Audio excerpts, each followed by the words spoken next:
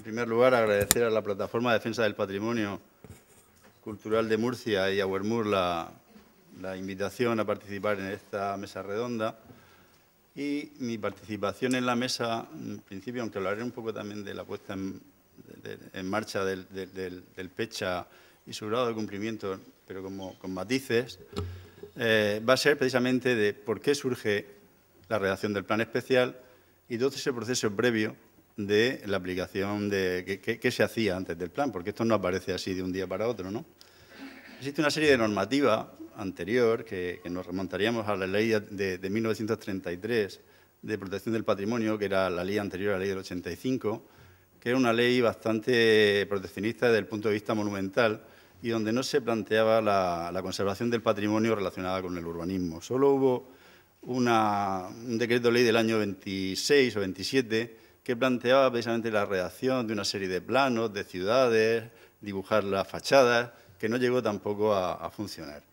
Y después estaban las recomendaciones y cartas de la Carta de Venecia del año 64 y las cartas de ICOMOS, que de alguna forma fueron los que plantearon ya propuestas de relacionar la protección del patrimonio con su entorno territorial, urbano, etcétera, ¿no?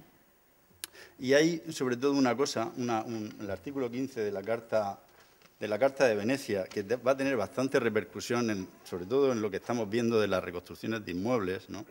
Que ya planteaba, y aparte ese artículo también aparece en la Ley de Patrimonio de 85, que dice: cualquier trabajo de reconstrucción deberá, sin embargo, excluirse a priori. Solo la anastilosis puede ser tenida en cuenta, es decir, la recomposición de las partes, para hacer un inmueble. O sea, con las partes originales de un inmueble que, por ejemplo, estaba demolido, pensando siempre en los monumentos. Un templo que estaban las piezas, las podías reconstruir para montarlo si tenían las piezas originales. Ese era el concepto de reconstrucción, no la reconstrucción como se está interpretando en todo este tipo de inmuebles, ¿no? De ahí se arrastra todo este criterio de reconstrucción historicista, etcétera, ¿no? Después tenemos también el artículo 46 de la Constitución del 87, que dice que los poderes públicos tienen la obligación de garantizar la conservación y promoción del patrimonio. Y ya en el 85, en 1985, es cuando aparece la Ley de Patrimonio, que realmente es el instrumento que relaciona la protección del patrimonio con el urbanismo, con los medios que permite el urbanismo. Y entonces establece en el artículo 20 que aquellos conjuntos históricos, sitios históricos y zonas arqueológicas declarados monumentos tendrán la obligación de redactar un plan especial u otro instrumento de planeamiento previsto en la legislación, podría ser un plan general, una norma subsidiaria, un instrumento de ese tipo que plantea la conservación del patrimonio histórico y de los conjuntos históricos. No solo decía que se tenían que hacer las leyes, se tenían que hacer esos planes, sino que establecía hasta los criterios y lo que tenían que contener los planes. Y te decía que tenían que tener los usos, tenían que tener las posibles áreas de rehabilitación integrada, los criterios relativos a la conservación de fachadas, la catalogación de todos los inmuebles, estableciendo la protección para cada uno. A los elementos singulares se fijará un nivel adecuado de protección, por eso aparecen las protecciones de grado 1, grado 2, grado 3, un nivel de conservación. Todo ese contenido que establecen, que se desarrollan en los planes especiales, venía fijado en la Ley del 85. Decía una cosa bastante importante, y es que la conservación de los conjuntos históricos comporta el mantenimiento de la estructura urbana y arquitectónica, así como el carácter general de su entorno. Y decía una cosa que se ha suprimido en la ley nuestra del 2007, que decía: las sustituciones de inmuebles serán excepcionales. O sea, planteaba que el conjunto histórico tiene interés global, o sea, que el sustituir elementos de un conjunto histórico que, aunque no tengan carácter de tener valor en sí mismo, tienen valor en su conjunto y, por lo tanto, deberían de evitarse las sustituciones de inmuebles. En la nuestra ley regional esa frase desaparece. Y entonces lo único que dice es que se podrán establecer remodelaciones urbanas que contribuyan al carácter del entorno, pero lo de excepcionalidad ya de partida nuestra ley ya lo quita. Cuando se aprueban estos planes, mientras tanto, hasta que no se aprueben, las competencias se hacían o se desarrollaban por el organismo competente, que era la Dirección General de Cultura, y en aquellos años, desde el 85 hasta que se aprueba definitivamente el plan, pues la competencia era de la Dirección General de Cultura y, por tanto, del Servicio de Patrimonio Histórico, que era donde yo estaba. Y una vez que se aprueba ese plan, bueno, pues ya las competencias pasan al ayuntamiento. ¿Qué problemática surgió desde que sale la ley del 85? Pues que estos documentos, que eran documentos caros, eran documentos complicados, que de alguna manera se enfrentaban o por lo menos limitaban las actuaciones que planteaba el planeamiento en vigor en casi todos los conjuntos históricos, porque había planes generales o normas subsidiarias, donde la edificabilidad se planteaba en función normalmente del ancho de calle. Pues para una calle de tantos metros permitían 5 plantas, 4 plantas, etcétera. Desde que aparece la ley del 85, la ley del 85 te dice que hasta que se aprueben esos planes, los informes llevarán la misma tramitación que si fuera un bien de interés cultural. Para demoler un edificio se tenía que demoler como si fuera un BIC. Necesitabas declaración firme de ruina y informe favorable de al menos 2 instituciones consultivas de las que preveía la ley. Esas instituciones consultivas desde el año 95 se dejaron de consultar. Y aparte, pues al limitar la edificabilidad, pues los ayuntamientos no tenían ningún interés por desarrollar ese documento. Entonces, la Dirección General de Cultura, de alguna forma, informaba de forma individual, porque, claro, te llegaba un expediente, tú veías, tramitabas su demolición si lo aprobaban las instituciones consultivas y, a continuación, pues ya se planteaba la propuesta que presentaba el técnico, ¿no? ¿Eso qué quiere decir? Pues es que esa visión individual de cada problema, sin la percepción de todo el conjunto, pues creó errores. También creó aciertos, ¿no? Pero yo creo que no, claro, esa situación transitoria se extendió muchísimo. Se extendió muchísimo porque al no querer hacer los planes, pues hasta que en el año 91, a la vista de que ni se hacían los planes y que esta situación se alargaba, la Dirección General de Cultura, a instancia del Servicio de Patrimonio, mandó a los ayuntamientos una circular diciendo que desde ese momento se aplicaría estrictamente la ley que decía que hasta la aprobación definitiva de los planes no se permitirían aumentos de edificabilidad, ni parcelaciones, ni agregaciones. O sea, que no se podrían agrupar parcelas para hacer un edificio. Si un edificio se tiraba y tenía 2 plantas, usted lo hará nuevo, pero con 2 plantas. Y eso preparó un cisco político de mucho cuidado, claro, porque era suspender las licencias en todos los conjuntos históricos. Valió para una cosa importante, o sea, técnicamente no valió para mucho, porque nos volvió otra vez la pelota a los técnicos, pero sí que hubo un compromiso político de que los planes se iban a hacer. Se iban a hacer, de alguna manera, la Consejería de Obras Públicas se comprometió a ayudar a aquellos municipios que no tenían medios para desarrollar esos planes y también hubo un compromiso por parte de la Dirección General que ya, como había planes que estaban en marcha, pues por lo menos informaríamos los inmuebles de acuerdo con las propuestas que estuviéramos de acuerdo entre los técnicos de la Consejería de Cultura y los técnicos municipales o los redactores de los planes. Una vez que eso se termina, bueno, pues ya las competencias pasan a los ayuntamientos y son los ayuntamientos los que, una vez que se apruebe el plan, tienen que dar cuenta en el plazo de 10 días al organismo competente, que era la Dirección General de Cultura. También dice la ley que las licencias que sean contrarias al plan especial se entenderán ilegales y será responsable aquel que haya concedido la licencia, ¿no? Yo voy a exponer aquí ahora unas imágenes que vamos a ver un poco de los éxitos y de los fracasos de aquella época, ¿no? Y cómo se solucionaron algunos casos. Hubo casos como este, que está en la calle Polo de Medina, que es este que está con el andamio, porque era un edificio catalogado que se obligó a conservar la fachada anterior al Pecha y, bueno, pues se le permitió, con el problema de las medianeras circundantes, pues unos aumentos de edificabilidad para tapar las medianeras. Lo decía el plan, eso no lo decía nadie, lo decíamos el sentido un poco común y ya que el edificio no tenía interés por dentro, se conservó eso. O actuaciones de rehabilitación, entendida como rehabilitación, de conservación de estructura, fachadas, carpinterías, en la calle, por ejemplo, este es un edificio de la calle Platería. O estos, que son edificios de la plaza de Santa Eulalia, también anteriores al Pecha, donde un promotor que tenía 2 inmuebles quería tirarlos, pero uno se le obligó a conservar la fachada, que es este que tiene los elementos bueno, que se ve que está con los elementos ornamentales en los huecos, Y el otro que no tenía interés prácticamente nada más que en la rejería, que tenía unos esgrafiados en fachada que estaban totalmente destrozados. Pues se permitió reconstruir los huecos con los planos exactos de alturas, dimensiones, etcétera, para además recolocar la misma rejería y que un restaurador reconstruyera los esgrafiados calcando los dibujos originales. El éxito del fracaso está en la capacidad del restaurador de hacerlo bien, porque se podía haber hecho mejor, seguramente.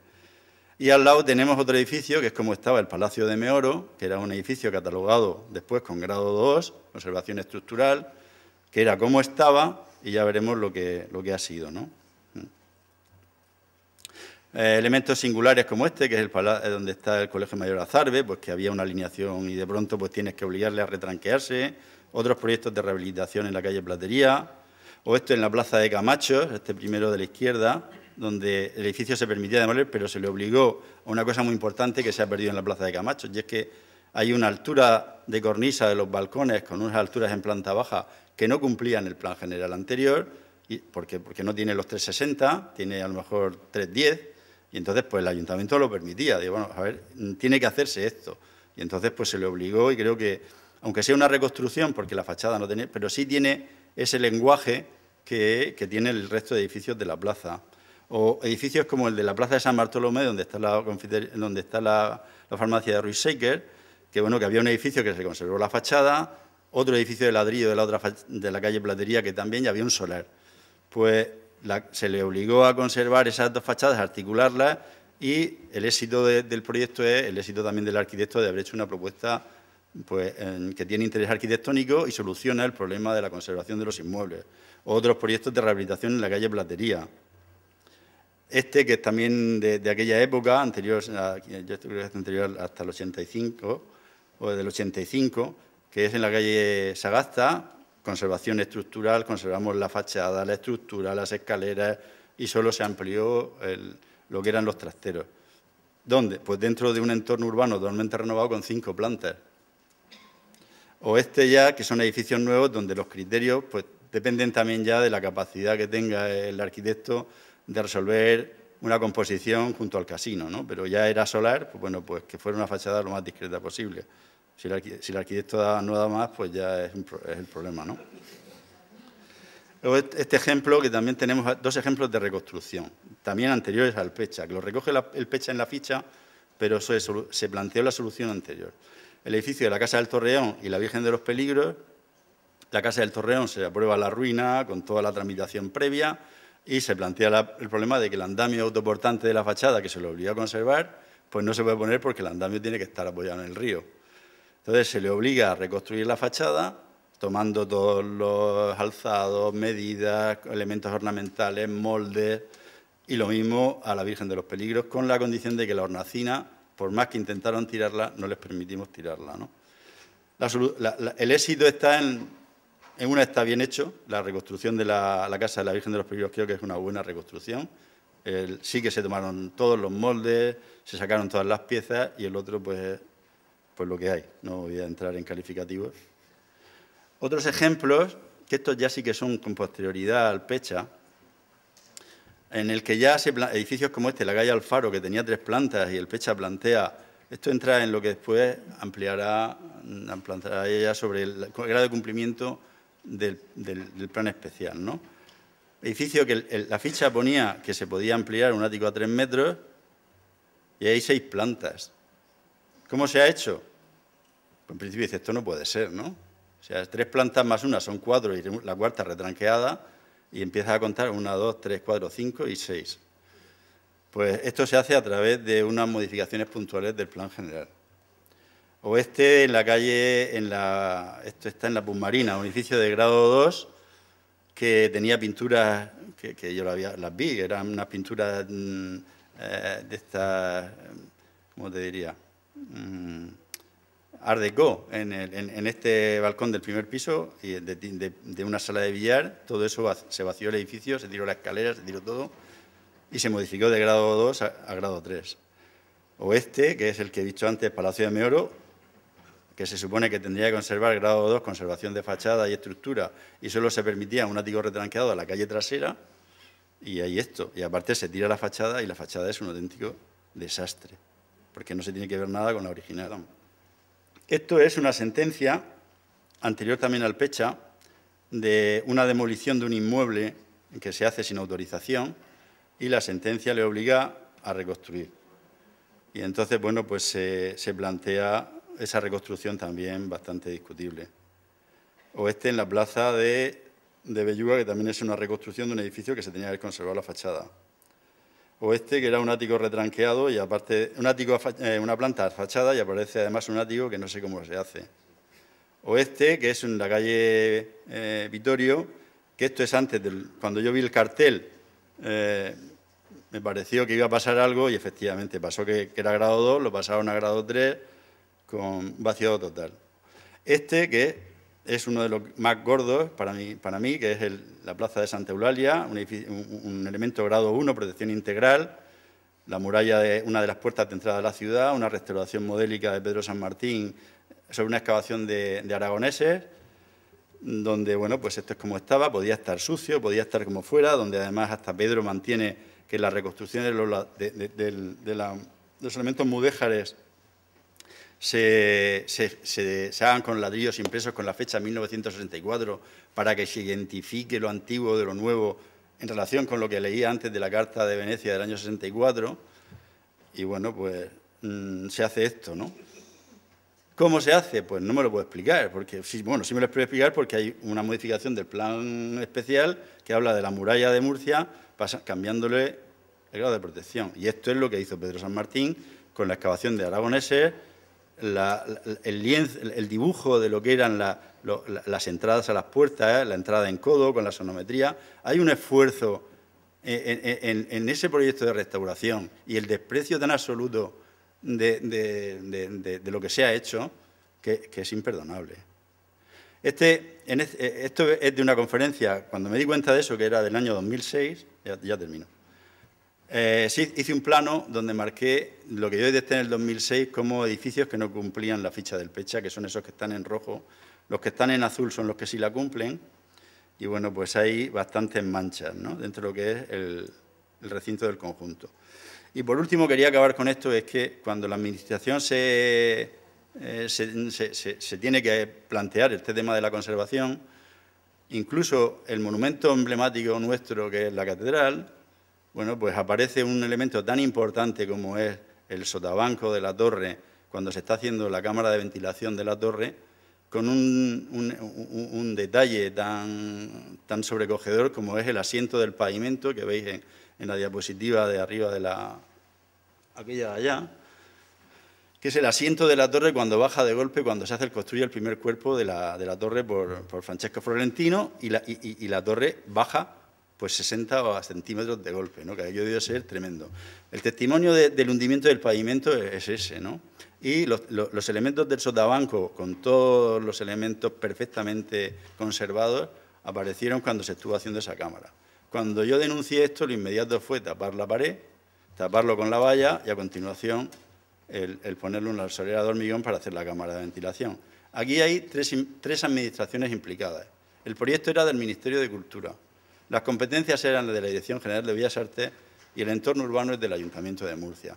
Esto en cualquier otro sitio hubiera sido motivo de hacer una remodelación de todo ese proyecto, poner en valor este elemento y haber recuperado un elemento tan fundamental para entender la torre como son los fundamentos de su arranque. Pues ya, con esto termino.